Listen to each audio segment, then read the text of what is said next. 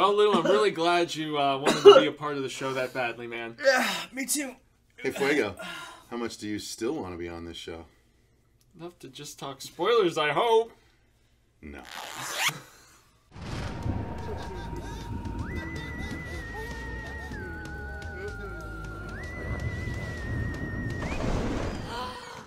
Hey everyone, welcome to the Horror Show. I'm Cecil, Laird. Luis Hernandez. I mean, Fuego here. Those are some gross intros right there. Guys, we're here to talk about the spoilers for the first episode of The Boys TV show on Amazon Prime. The Boys were out. It's not going to be coming out for 3 months, but I wanted to put out the spoilers for this because there's a lot of people that A, have read the comics and want to know how close this is, B, or would they change? Don't care about the spoilers.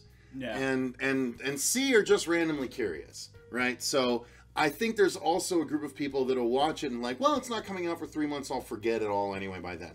Oh yeah, so totally. That's the audience that we're going to be catering towards. So guys, in case the title didn't, let you know, this is going to be spoilers on the first episode, but quite frankly, the spoilers are, I think, what's going to draw in a lot of people to watch this show. Sure, why not? So I feel like we had to talk about them.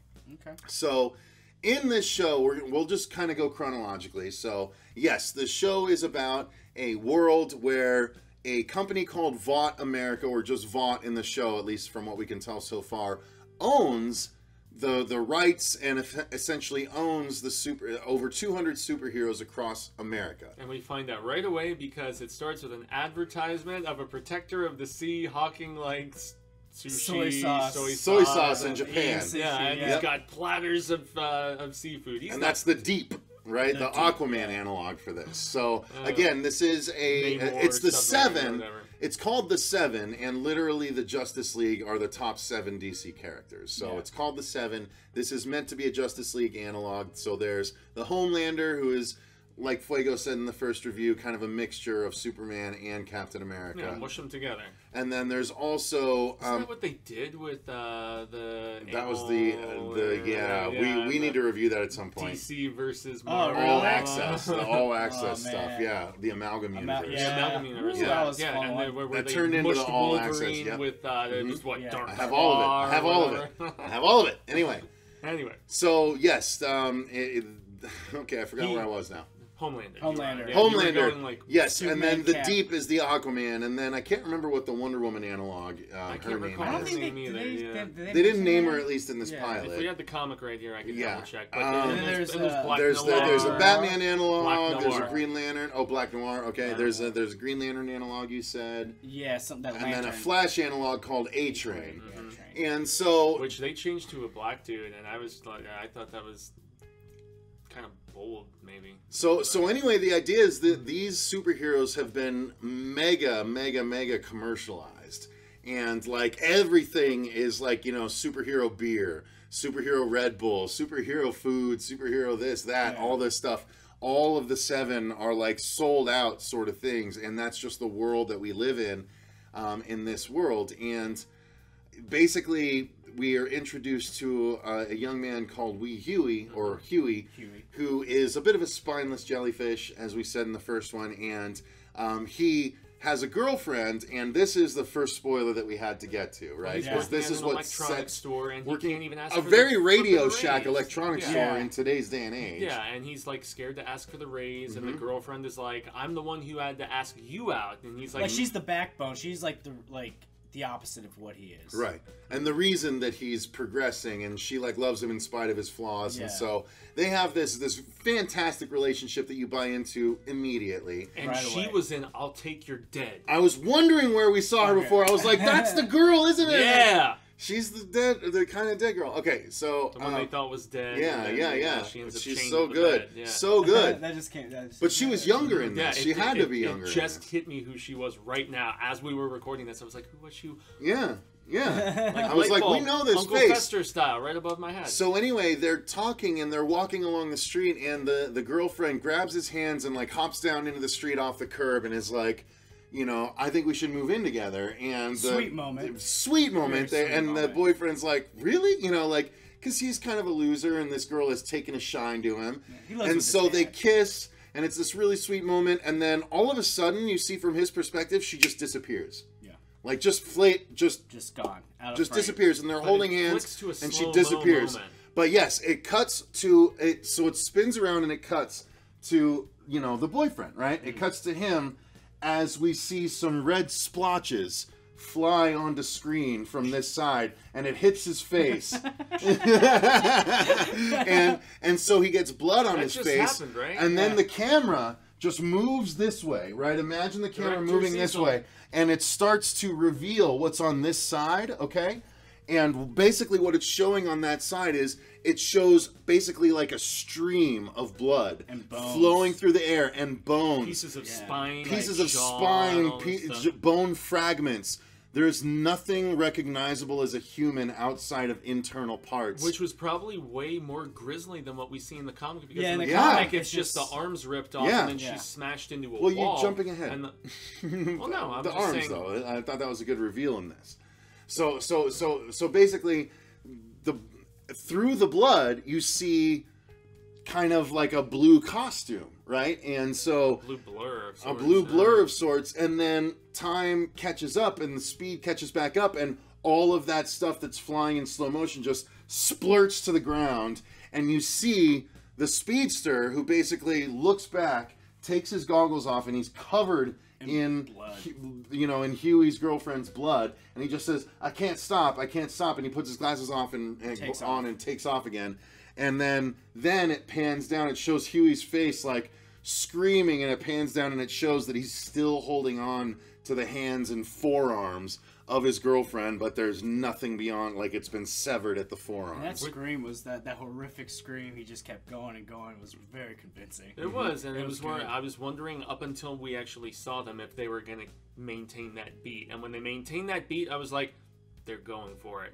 As if we didn't I know couldn't from the trailer. believe it. Yeah, but I think they went even further for it, because in the comic, her whole torso is intact. She's just smashed into a wall with Yeah. no arms.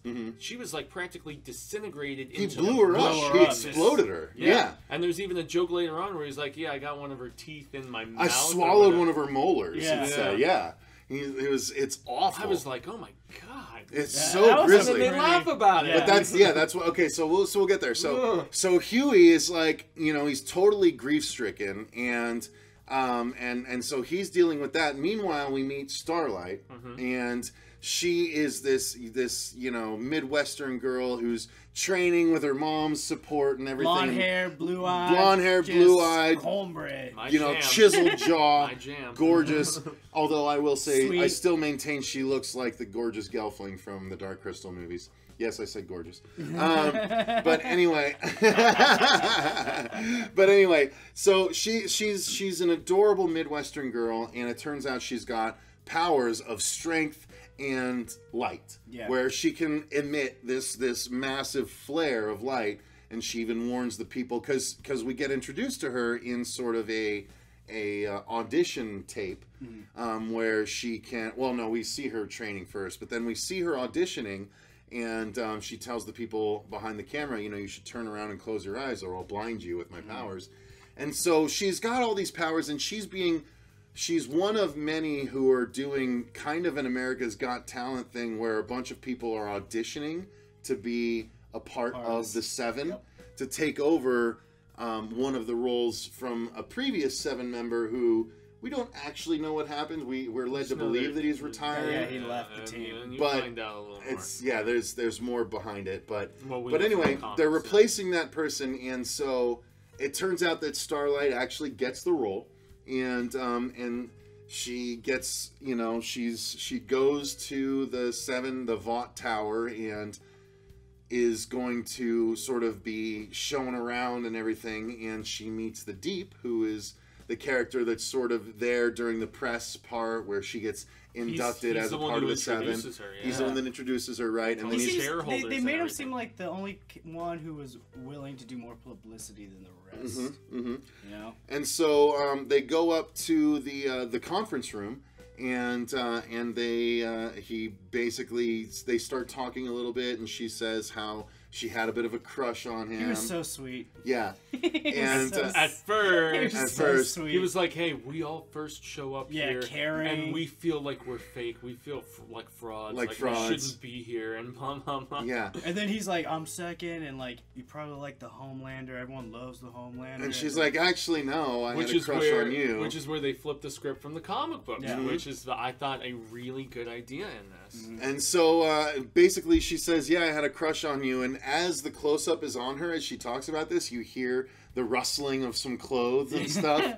And then it cuts to the Deep, and it's a shot, like, show the comic shot, because it's the same shot. Tan Speedo yeah, he's got the same, he's got a Speedo tan, and his pants are dropped, and you see his hand moving forward and back. He's jerking it. He's getting himself ready for her, and he's like, "Yeah." And then she, like, starts to freak, and he's like, "Wait, no, you said you liked me better," and whatever, and she's starts to storm out of the room, and he's like, "Well, I guess it just depends on how much you want to be part of the Seven." Well, one of the cool things was, there was a Wait, moment... there's a cool thing in this? Well, no, not cool things, sorry. One of the interesting things was how she was walking away, was going to stand her ground, show her power, because, like, she obviously is way more powerful than him. Like, well, no, not yet. She's walking out before he says... You know, it depends on how much you want to be part of the Seven, and then she turns around and says, and then and then she's like, eyes flash. Yeah, and she's like, don't come at me, I'm powerful. But then he starts getting in her head, and he starts blackmailing her. Yeah, but he gets in her head. He which doesn't happen in the no, comic book. No, it doesn't. And that was a really more... smart move for the show to do that. Yeah, like to make it more psychological than just being like, hey, blah blah blah. Yeah, because basically he says,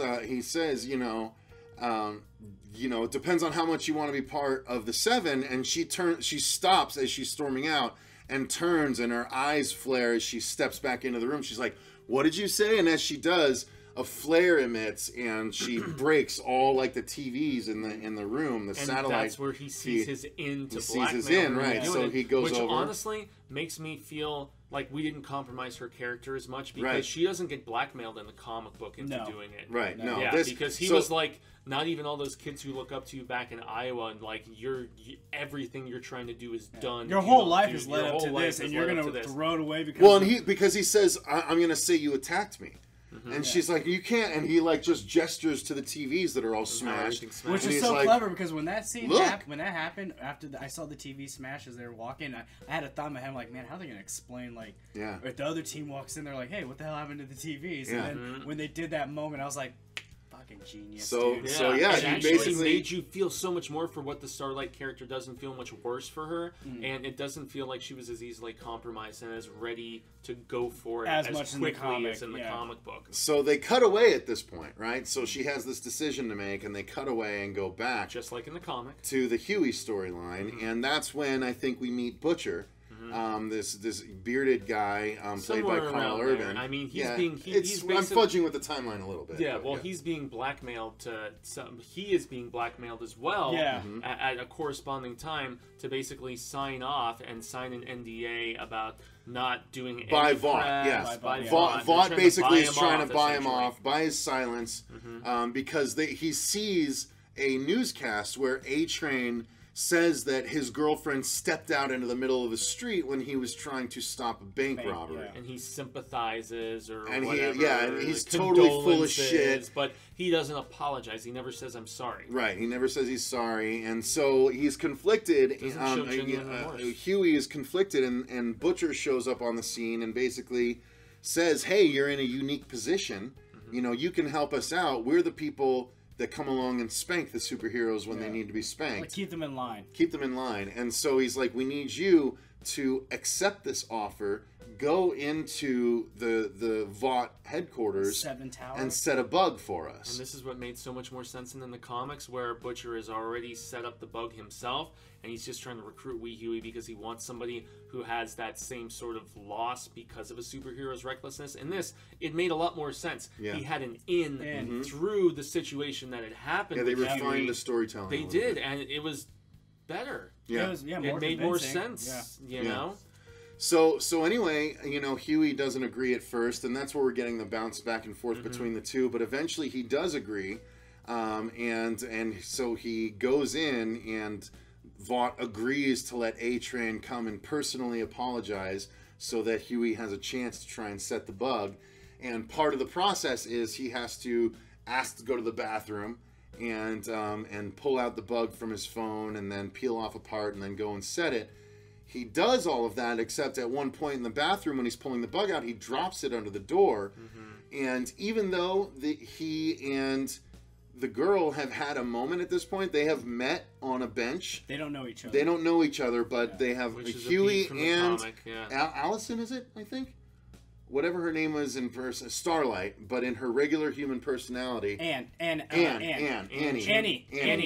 January. Yeah, Annie. Yeah. And the reason why I remember that is because that shot of them on the bench after they introduced each other was like either from Manhattan or Annie Hall. Yeah, they're sitting overlooking. They're in Central Park. Yeah, and I'm like, oh, Annie. Like, and that's like right from one of the first like 4 or 5 issues or something like that. So yeah, so they meet and they have this little cute thing. This is after she's had her run-in with the Deep, and she's doubting herself and the fact that she compromised her own morals and stuff like that.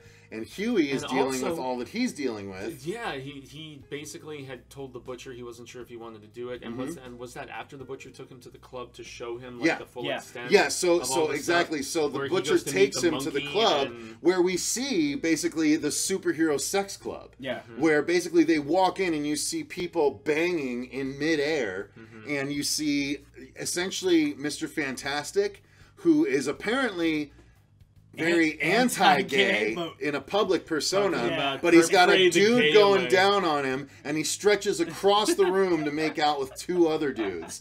And I'm like, dude, this show is going for it, just setting up a scene. Exactly like what they did. I mean, especially in Volume 2 of the comic books. Volume 2 of the comic books has a lot of man-on-man going down, and it's... Well, they don't shy away from it, and look, there's flat dong in this show. Oh yeah, there's full frontal male dong. So. And not just a quick flash of it. We're talking like Dewey Cox just... In fact, we've seen dong. We haven't seen boobs yet, have we? No, we saw boobs when they were up. That's right. Yeah. But boobs aren't as impressive on television as seeing a dong. Yeah, true. Like you see boobs, you're like boobs. You see a dong, you're like, ooh, what's it? Dong on there. They're allowed to do that. And it was weird because there were kids in the theater. Yeah. Which is the one thing about this being not yet rated, and I think that they should have rated it because maybe a lot of people didn't realize what they were bringing their youngsters into for this. Nope. They're just like, yeah, it's an Amazon series about corrupt superheroes. Blah blah blah. We got free passes. Bring the whole family. So continuing on, we're gonna leave it at that. Yeah, continuing on. Huey plants the bug, but after dropping it in the bathroom, when nearly discovered by Annie, who walks in to mess with her hair and stuff, and she leaves. But it turns out that Huey grabs the bug and goes and completes his task. But it turns out that Translucent, is that his name? Translucent is what they call him. I can't remember his name. And so he basically can get completely invisible if he's completely naked. He's like the Hollow Man, but so much more pathetic. Yeah. So he sees Huey and the bug and everything, and Huey goes back to his job, and Butcher, after planting the bug, Butcher drops him off and says, "Hey, I'm done. I'll call you if I need your help again." That kind of thing.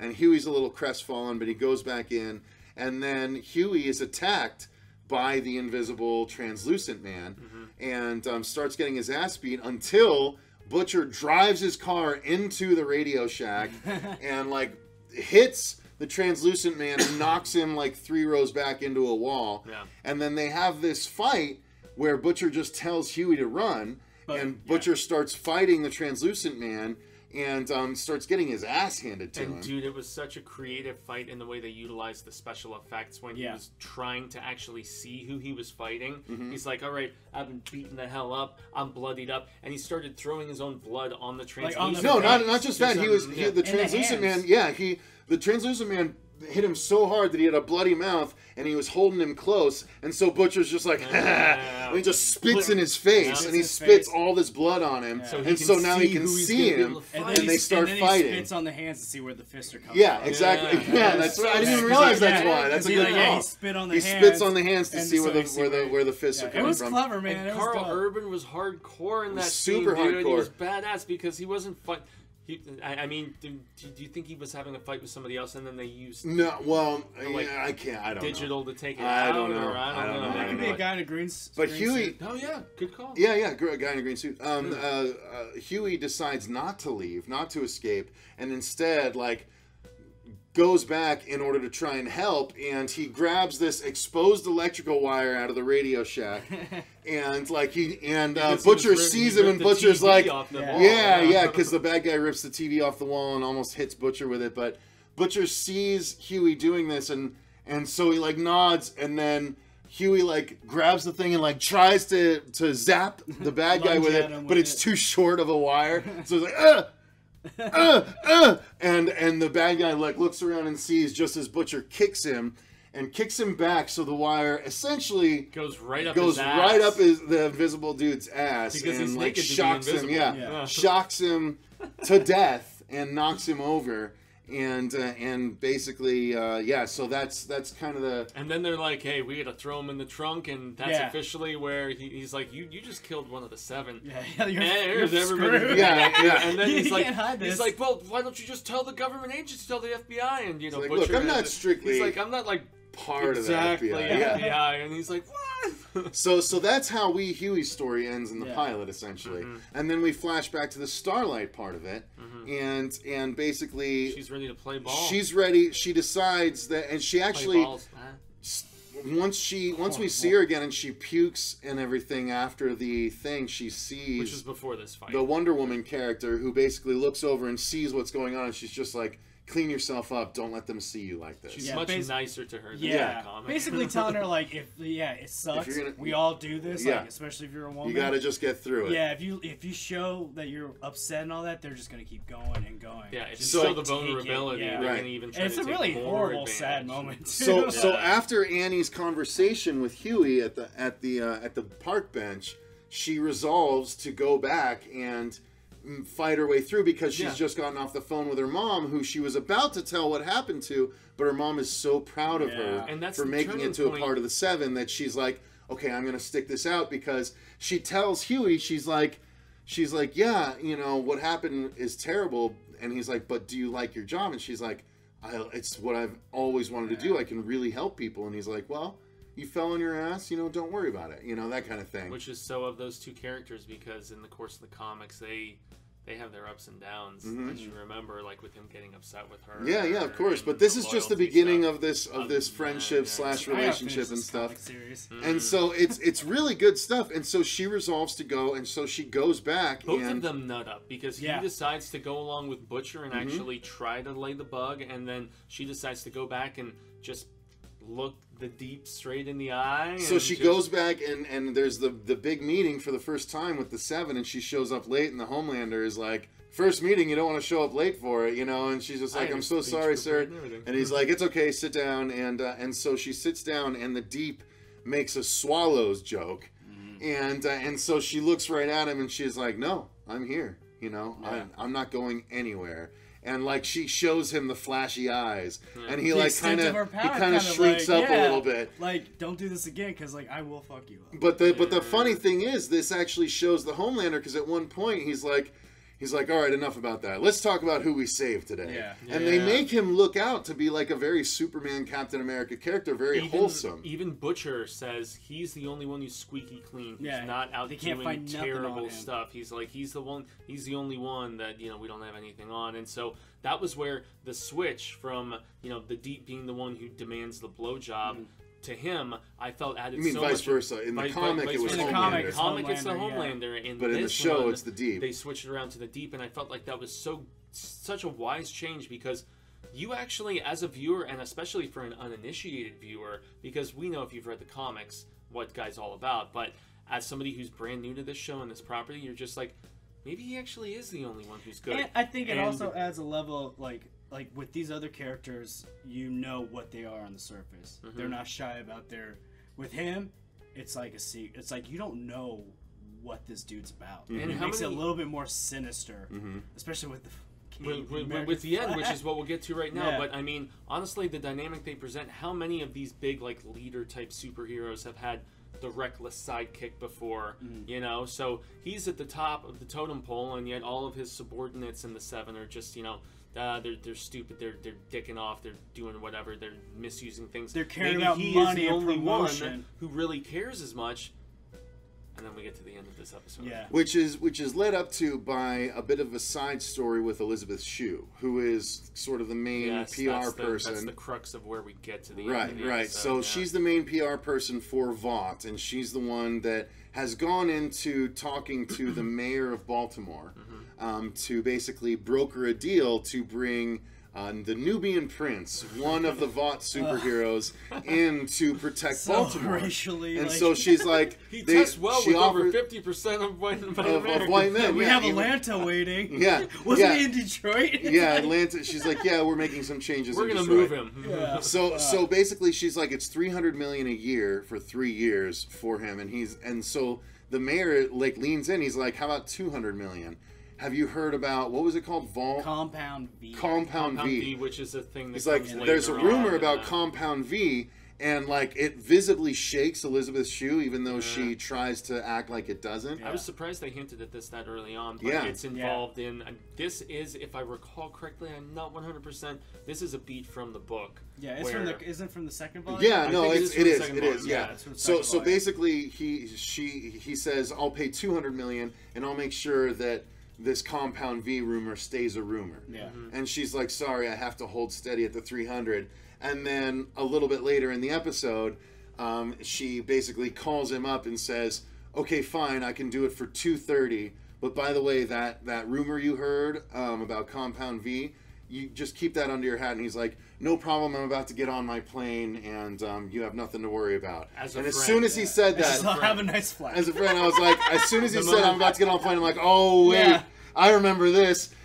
And so he's on his plane. Not only is he on his plane, but she personally gets him an autograph from the Homelander for the dude's son. And so they're on the plane, literally in seats next to each other, and the kid's got his Homelander autograph, and he's happy about it. And so the guy is flying, and then they start having turbulence. It's a stormy night. And then the kid looks outside the plane window, and he sees the Homelander there. And the Homelander looks over, and he gives him a fucking little wave.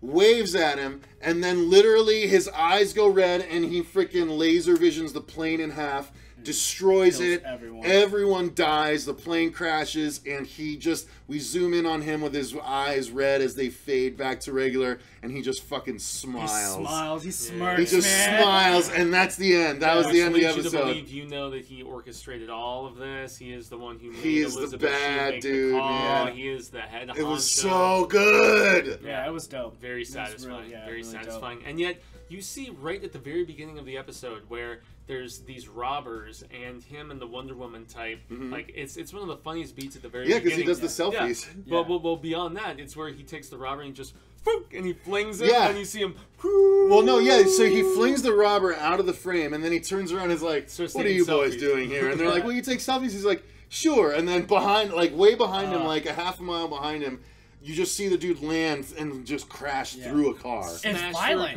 He doesn't even when care. He does the heat vision, he doesn't burn the dude's hand or melt the gun. The metal he melts the gun over his hand. And the guy's screaming. They're like, and that's the coolest. Yeah. And then he smiles. Yeah. So there's a sinister thing underneath. Anyway, that was the hint of what we were going to see way later on. You're just like, wait, maybe he's not as good as they're all. This series is so good, and this why do we have to wait so long? This pilot is such a great representation of it, and it's so interesting as a pilot on its own. Eric Kripke, man, this show is going to do so much better than Preacher did. I like Preacher, but I think it's more accessible. Dude, I guarantee this gets to go the whole run. Yeah. Especially after the amount of money that something like Endgame made. This is like the anti-Endgame, and I think audiences are going to be all about this is like it. What this is everyone. This is counter programming. Yeah, this is everyone who is tired of comic book movies and the trend. This is kind of like the answer to that, in a way. Yeah, boys. Boom. But that's what it is. It's like if you're someone who's like, oh, F superheroes, I'm done with it, blah blah. This, I think, is the voice for that. Absolutely. Yeah. Like especially when they do when she does the whole like meeting and she's talking about the movies and the money and all that. Like it just felt like all I kept thinking was like, man, everything I heard about when Avengers came out, Marvel, like, we're living in that world where superheroes are, like, the big moneymaker right now. So, yeah, it's very interesting. So, I mean, any other spoiler thoughts? I mean, we loved it. I think we hit pretty much those are all the spoilers, and they were awesome to behold. It was a good show. I can't wait for this show. And seeing it on the big screen, I hope it drops all at once. Truly a treat, man. It's going to be so hard to not binge. Yeah. And it's honestly going to be kind of tough watching it on a small screen. Dude, it looked great on the big screen. It looked amazing on a big screen. It looked like a freaking movie. It really did. I'm so glad we saw it this way. Good job, Fuego. Good job. Money. So I think that's going to do it, you guys. Make sure, if you watch this, make sure you absolutely dial this into your Amazon as soon as it becomes available to put in your watch list, because in 3 months. It is so good. It's going to be fantastic. And I mean, again, we are absolutely going to review the rest of the season. I don't know, maybe we'll do half of it and then the whole thing, or if we all binge it. Oh, shit. Hang on. He's tired. Hang on, let me just continue. All at once, then we can just we'll just do a in total season 1 review. It'll probably depend if they do drop it all at once or not. If that becomes the case. So yeah, thank you guys very much for watching. If you enjoyed the video, click that like button and subscribe if you want to see more like this, especially more boys coverage. I think we should go back and review that first trade of the comic at least. Of course. So yeah, look forward to that. We'll be doing that before the show comes out. Yeah, I'm gonna hop on the comic thing. I need to buy them. I'm interested. Do it. So, all right, guys, thank you very much for watching. Until next time, I've been Cecil Laird. Luis Hernandez. Gracias, Jaime. Fuego. And remember, stay scared.